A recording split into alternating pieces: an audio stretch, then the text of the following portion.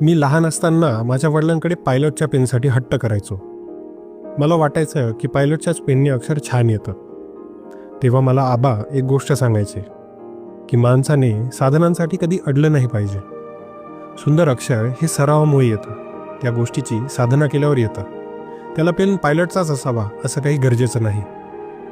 आज ही गोष्ट खूप प्रकर्षाने रिअलाईज होते, कारण मी आजूबाजूला जेव्हा खूपदा अशी लोक बघतो जी साधना वाचून अडलेली असतात. आणि अगदी मी सुद्धा कधी कधी त्यातलाच एक असतो.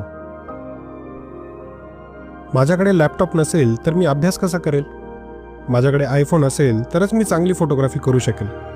माझ्याकडे खूप पैसे आले तरच मी माझा बिझनेस सुरू करेल. एक अमुक गोष्ट असेल तर मी तमुक गोष्ट करेल. खरं तर आपण कारण शोधत असतो ती गोष्ट पुढे ढकलण्याचं. जगात अशीही माणसं आहेत ज्यांच्याकडे काहीच नव्हतं तरी त्यांनी खूप काहीतरी करून दाखवलं, कारण ते साधनांसाठी अडले नाहीत. मग तुम्ही कधी करतायत सुरुवात तुमच्या मनातल्या गोष्टी करायला?